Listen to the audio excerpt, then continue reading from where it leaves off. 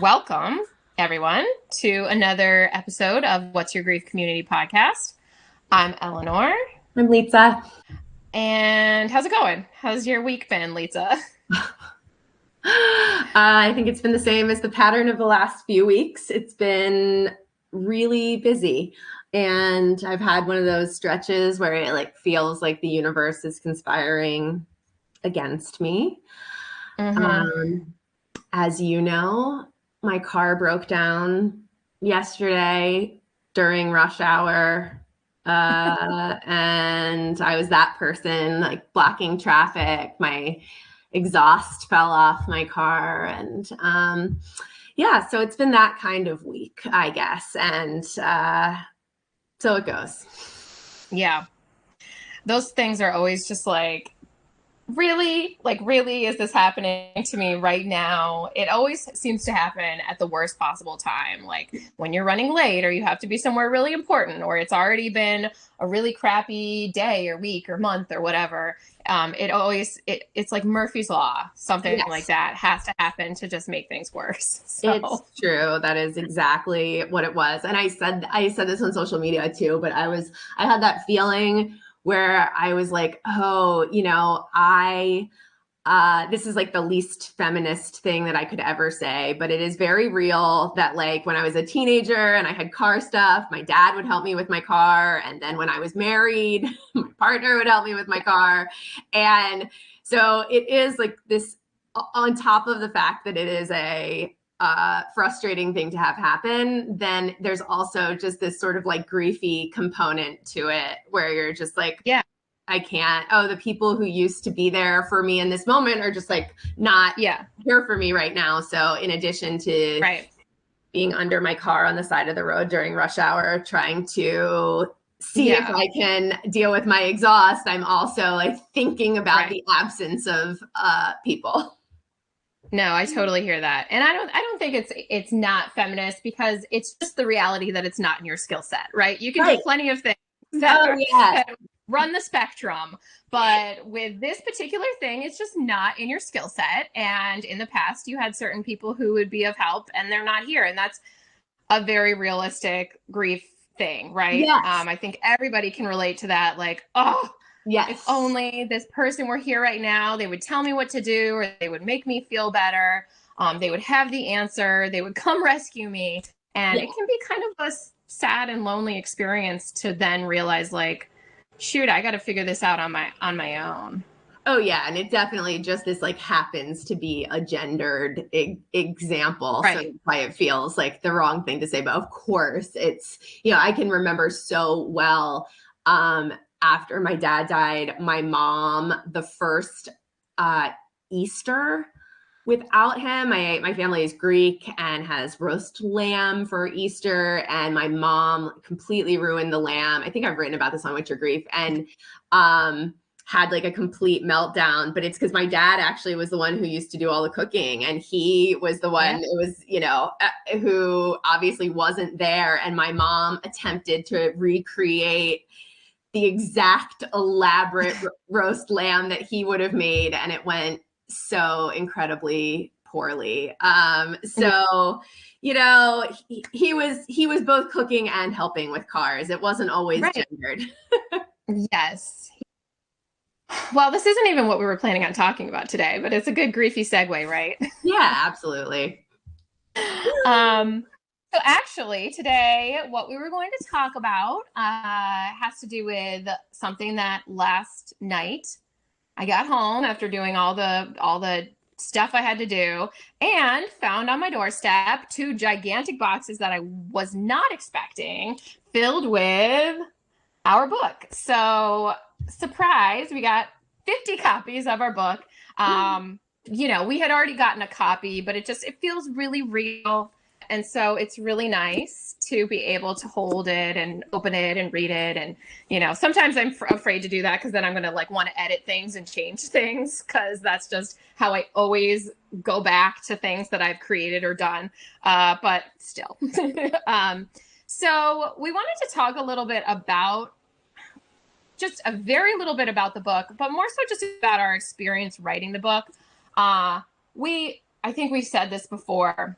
we're not like the most comfortable when it comes to talking about our work and self-promotion. Some people who do it with such grace. And I just feel like that's not us. We always have to call ourselves out for doing it because I just feel like it's just not something we're terribly comfortable with. But the fact of the matter is, we've been writing for almost 10 years on What's Your Grief now. And we have written so much there. And it's nice to finally have something in print that is kind of, in a way, brings not everything, but brings a lot of what we talk about on What's Your Grief and in all our other work together.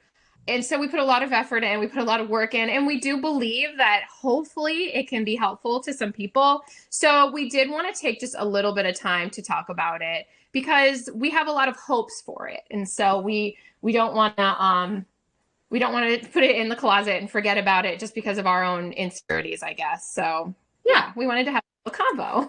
Yeah, and I think just it was a really interesting experience shifting from writing online. We've written online for so long, and I think shifting to writing a book for me, it did feel like it was a learning experience. It was an interesting experience. The process of it felt different for me in a lot of ways than what we have done. And that's one of those topics where I have no idea if other people will find that interesting or not, but I've realized that we haven't really talked very much about it. Like, I don't think we've talked about it some, but I don't think some of the questions I have or some of the reflections that I've had for myself in the process of writing the book, I realized like, oh, I haven't asked Eleanor that, or if like she experienced that or she thought that around certain things around the process. Mm-hmm. So I don't know. I felt like that could be an interesting part of the conversation today too. Yes. So to start, the book is called What's Your Grief? List to help you through any loss. And it's available for pre-order. It comes out September 27th. You can pre-order it. I can't say that it's necessarily at your local bookstore. I hope it is. But you can pre-order it through the big places, right? Barnes & Noble, Amazon, bookshop.org is a good place. So there are a lot of different places, and you can find that information on our website, and we'll link to it. But the one thing I wanted to start kind of talking about is the fact that we did write this book in lists. And that was an interesting decision, I think, for us, because brevity is not our strong suit. So making things kind of succinct and cutting things down can be really difficult. And I think list kind of implies that. But I wanted to ask you, Litsa, like, what do you think about our decision to make lists? Like, was it hard for you? Do you have any like reasoning behind why you really wanted to do lists?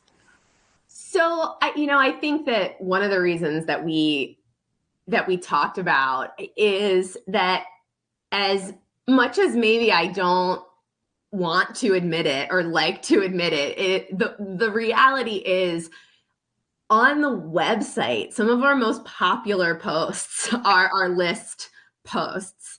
And I really believe that part of that is like, let's be honest, the internet loves a good list. Like BuzzFeed has made their entire market out of a good list.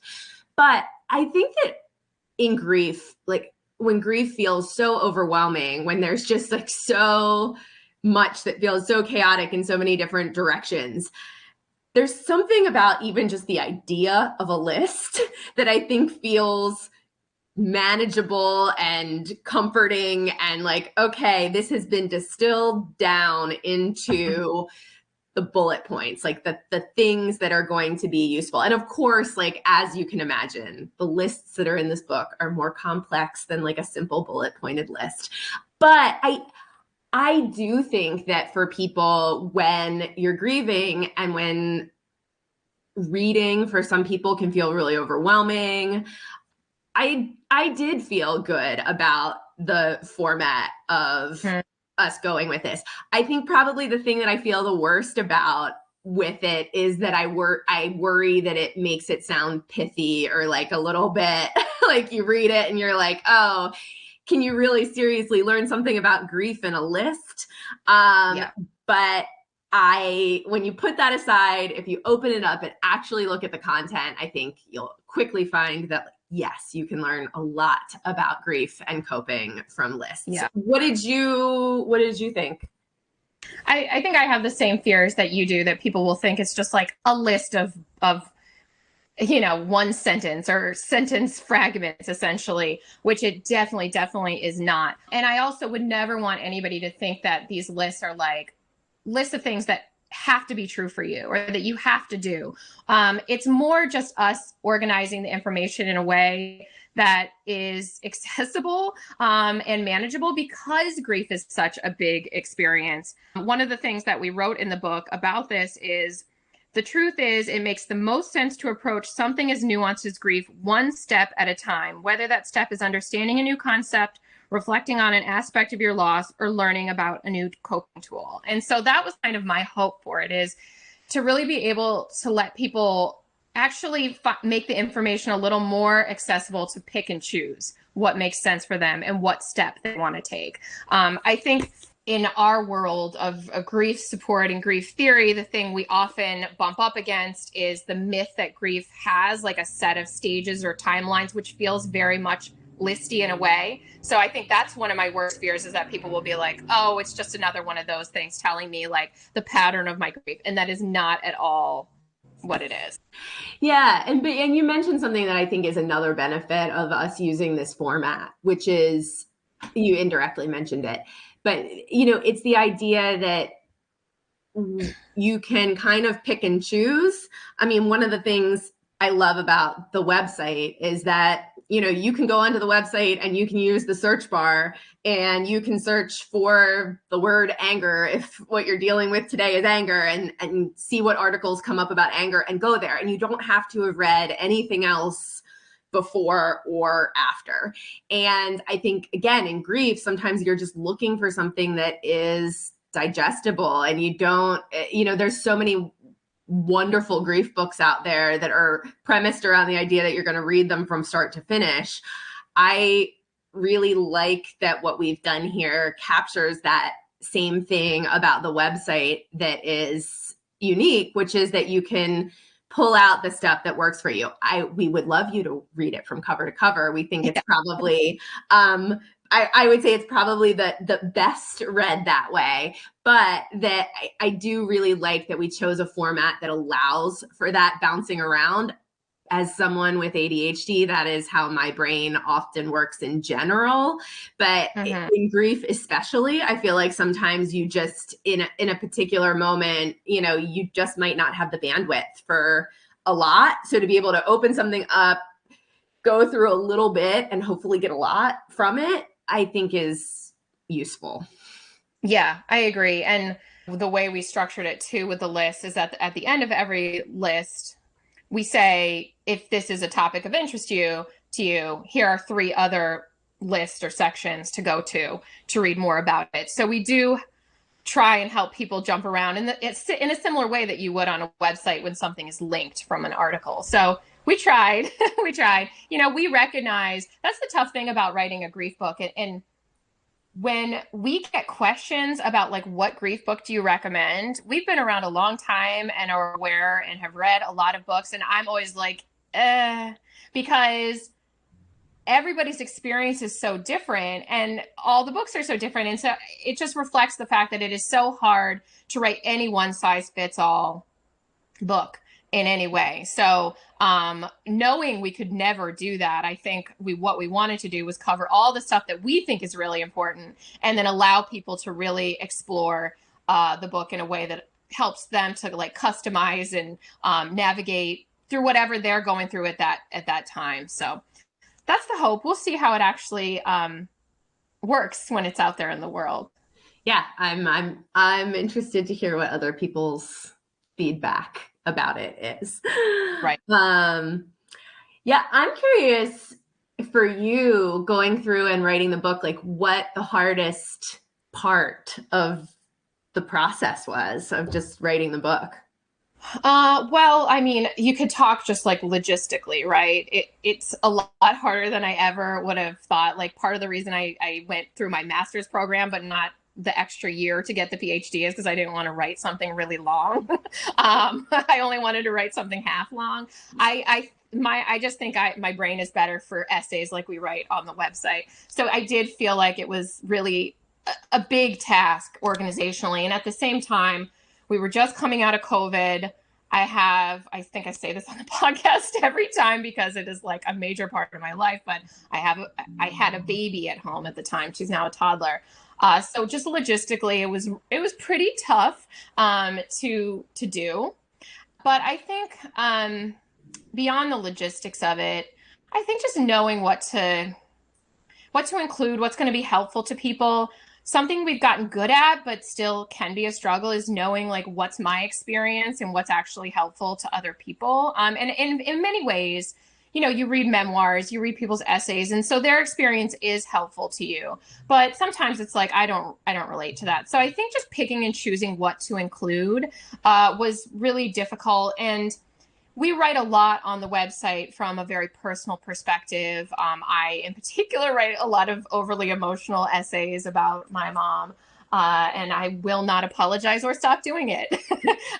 But that wasn't the voice that we wrote this book in. So it was a bit of a shift, I think, in terms of like tone and being able to include, you know, just everything we would include. I think the other thing that's hard for me now that it's concrete and done is not being able to change it. Like I said at the beginning, every time I like go back and reread an article for whatever reason, I see something I want to change. And so there's something really hard for me about having it be permanent. And it's not always like a fact that was wrong. It usually isn't. It's just like how something was worded or a better metaphor or something like that. So it is hard to have something so concretely done and finished and unchangeable. I don't know if that is something you struggle with, but it's definitely something I struggle with. Oh yeah, I think it is. And it's interesting. I think I struggle with it less in terms of going back and rereading it and thinking like, oh, I want to tweak this or change that like small thing. I think for me, it's in a little bit of when I pull back and think of it in a broader way, I know that ideas change and evolve and shift. And like you said, it's not necessarily about a factual change of something, but just, I think the way we conceptualize things, the way we've talked about things over the, 10 years with What's Your Grief. And then even before that, in working in grief in general and grieving ourselves, things have evolved in the way I think about things and the way I talk about things. So I think one of the things that's hard for me is I know that this book reflects a moment in time, right? It reflects the place we were right now when thinking about and writing about grief. And I know that in 10 years from now, just like when I look back at the writing from 10 years ago on What's Your Grief and see how things have changed, I know that things will have changed. And like you said, it's a fixed permanent thing. I guess that's why it's nice that textbooks get editions where they get the second edition and the third edition, they get to go back and change stuff. And so I think it is a little bit hard for me to theoretically know that, yeah, like in 10 years from now, I'll probably look at stuff and be like, oh, that is not how I would explain that now. Or there's something that now feels a lot more relevant that we left on the cutting room floor or something that I wish we had included. And I don't like that idea. Yeah, I agree. And, one of the major choices that we made for the book is 100% a reflection of where we were at the time, in that we specifically wrote the book to apply to all losses. So it's not just for people who've experienced the death of a loved one, but we really wanted it to be a book that could be utilized by somebody experiencing any type of non-death loss as well. And we, like I said, at the time, were just coming out of the COVID quarantine time period. I think we were maybe even still in it in many ways. And so for us at the time, and this is something I think will stand the test of time for me, we just knew how important it was to be able to address all losses. We really wanted someone to be able to come to it whether or not they were experiencing maybe the loss of a job or maybe a divorce or some other type of non-death loss, and still find it useful and helpful for them. Yeah, and that is one. It's interesting when I think about that decision. One of the things that makes me hopeful that that decision is not one that we'll look back on and regret is that I think from the beginning of What's Your Grief, we've always talked about non-death loss, and we've always talked about how significant that is and what does it mean to, grieve someone who is still alive when they have Alzheimer's or dementia or an addiction, or, we've talked about when you have a physical illness or a disability and your identity changes, those things have always been there. I think that before COVID, I had more of a fear that other people wouldn't be able to recognize and acknowledge the significance of those losses. And I think this amazing thing happened with COVID where suddenly the world woke up to the reality that grief is more than just death-related losses. It is all sorts of losses. And yes, often death-related losses are the ones that kind of have that devastating and earth-shattering impact, but other losses are still incredibly significant as well. And so I think it felt exciting to be at a moment of thinking, wow, I think we could actually write a book about this where people wouldn't look at us like we had two heads when we suggested that.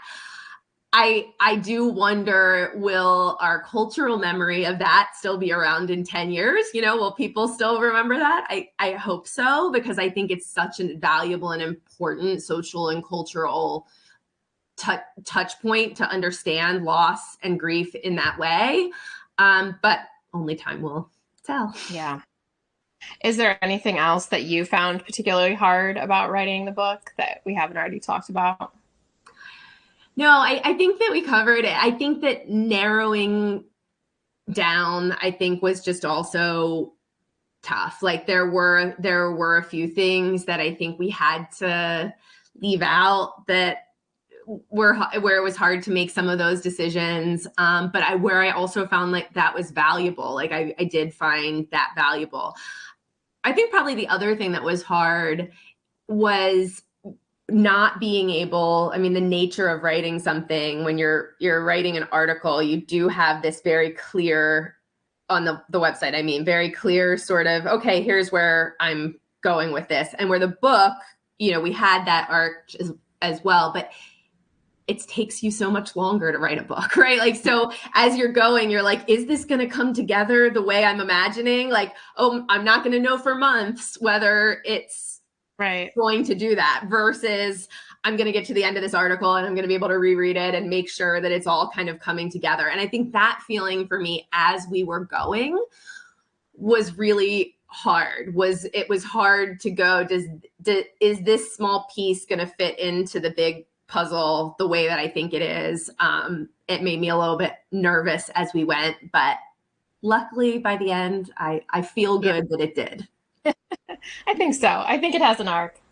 As much of an arc as much of an arc as you can have, right? It's like grief. That's the thing. It's not, there's no magic arc to it. And that was probably one of the things that was tough too. And, it's interesting, at the very beginning, the publisher sort of suggested, why don't you write the book? It has the stages of grief. And we were like, okay, well, let's back up first, because the stages of grief, that's not a thing. And I know it's tempting to think that we're going to be able to fit this book into a nice, neat, tidy little package, but that's not how grief works. And so I think it was pulling back and getting comfortable with the idea that grief's not a tidy package, and the book wasn't going to magically fit into some perfect arc. Right.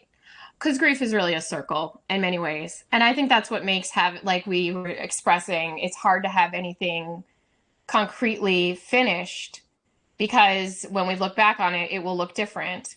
And I think that's just the reality of grief, is that you're constantly revisiting your experience of it and your loved one and your life before and after, and who you are in your life after, and who you were back then in your memory.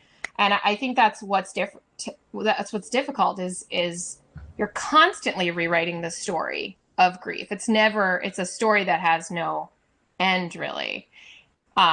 It's there's this lullaby. This is such a tangent, but I sing this song to my kids before bed, and it's blah blah blah, lyric lyric lyric, and it's the story of I love you. It has no end, and the story of grief has no end because grief is in many ways an attachment, and especially if you're grieving someone who died, an expression of love.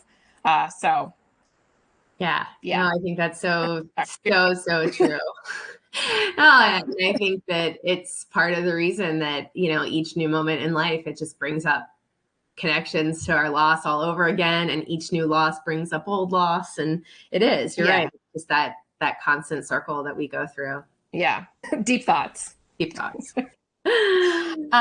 So we might have already touched on it, but I'm wondering, is there any topic or subject or anything that was especially important for you to have included? Or if not, were there any big influences that you wanted to bring into this book? Maybe other books that you've read in your work, anything like that? Yeah, that's a good question.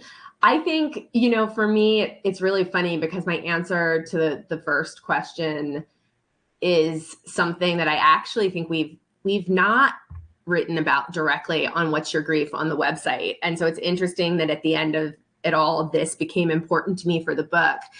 But we did end up doing a list that I didn't think of until the very end. It was sort of a pretty last minute addition that we added that was around having thoughts of suicide. And I think something that has become more and more important to me for various reasons is just being able to normalize the huge range of thoughts of suicide that exist for people, from really extreme and risky and tangible, direct thoughts of suicide to just sort of that passive, wow, sometimes I just wish I wouldn't wake up tomorrow morning. And I think sometimes as mental health professionals, we have created a space that makes it harder for people to acknowledge their thoughts of suicide because there's some fear that they're going to be institutionalized or someone's going to send the police to their house. And in grief, I think it is so common for people in early grief to sometimes have those passive thoughts of suicide and those gosh, I just don't feel like I have a reason to get up out of bed anymore in the morning anymore. And that's not a far leap to, I just don't know that I have a reason to be here anymore. And so I just, for me, I thought that was something that I wanted us to acknowledge in the book. And it was kind of a last minute addition that felt important to me. Just in case our listeners are wondering, can you clarify what passive means in this context?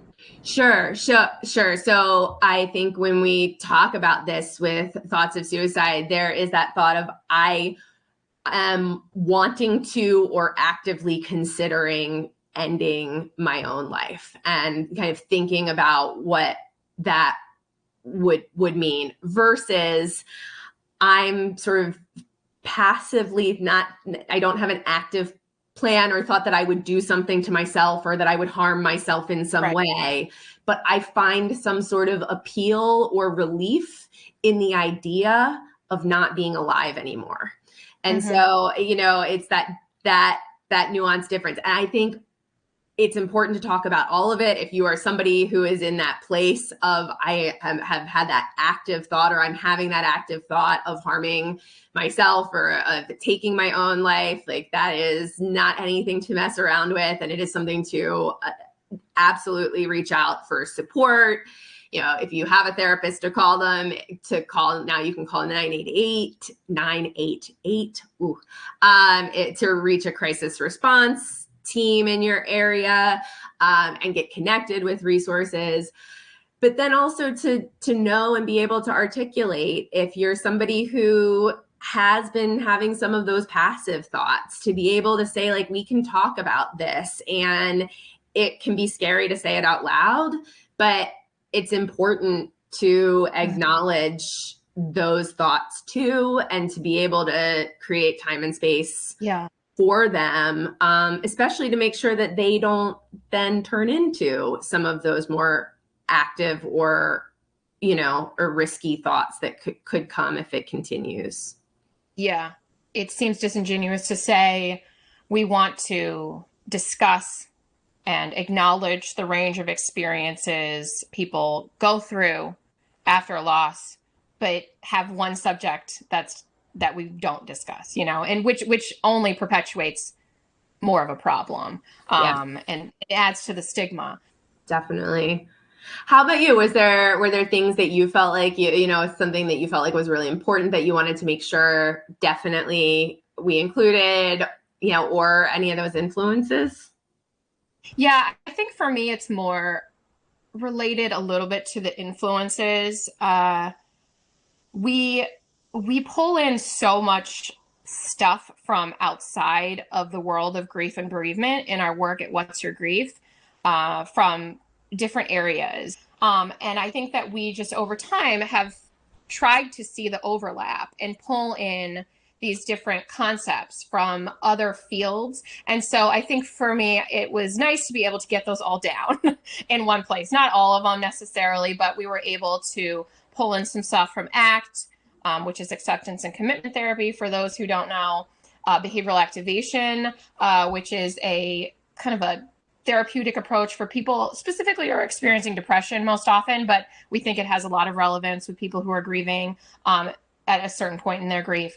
Positive psychology. And so I liked being able to pull in all these different influences, give credit to where these things originated from, and maybe hopefully help point the readers in other directions to concepts that are going to be helpful for them. That might not appeal to everybody, but we talk a lot about how there are different types of grievers, and some grievers are really the type of griever who like to learn about their grief and learn about concepts related to their grief and theories and things like that, and think about how their grief fits, analyze. They're a little more hands-on grievers, which I really think the book will appeal to. And so for them, this might especially appeal to them because it is really bringing in a lot of different types of thoughts and approaches. Yeah, I completely agree. I think that this is, one of the things I'm really excited about this book and love about it is that I do feel like a lot of books in the grief space have sort of been written a little bit for those more intuitive, instrumental grief. Intuitive, emotional grievers, and really tap into that side, which I think that this book has plenty of space to do. We spend a lot of time with emotions, but I think it really does have an appeal for people who like that kind of active cognitive part of coping with grief. So I'm excited about that because I do think that has been a gap in the library of grief books that exist. And I think that this hopefully starts to fill that gap a little bit. Is there anything else that you feel you want to say? I guess, okay, here's my last question is what are your hopes? What are your hopes for the book going forward? That's a good question. Hopes for the book.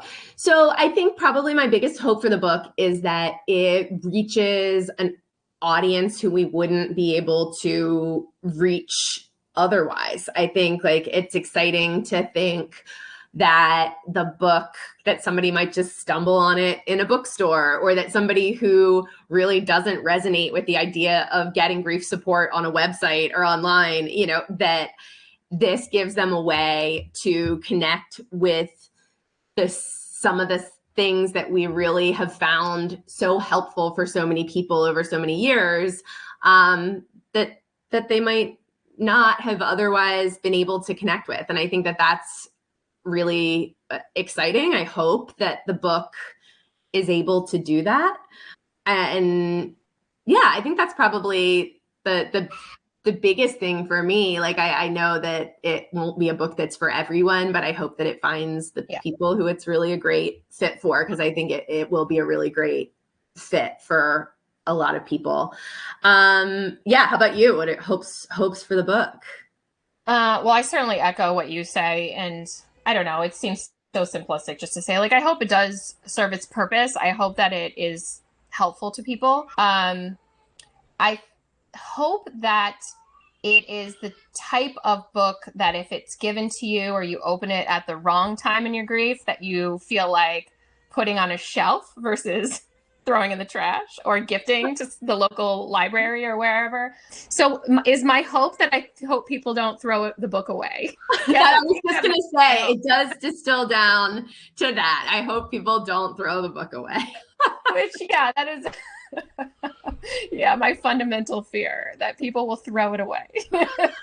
Well, I hope that too. I hope people don't throw it away. I think, I guess last thing for hope for this present moment, if you've cared enough to listen this far into the podcast about the book, is to go to the link and pre-order, because pre-orders actually really do make a big I mean, we're happy if you buy the book at any point. If you buy the book, if you're hearing this after the book is long out, we would love for you to buy the book now. But pre-orders, we have learned through this publishing process, we had no idea that pre-orders are such a big deal.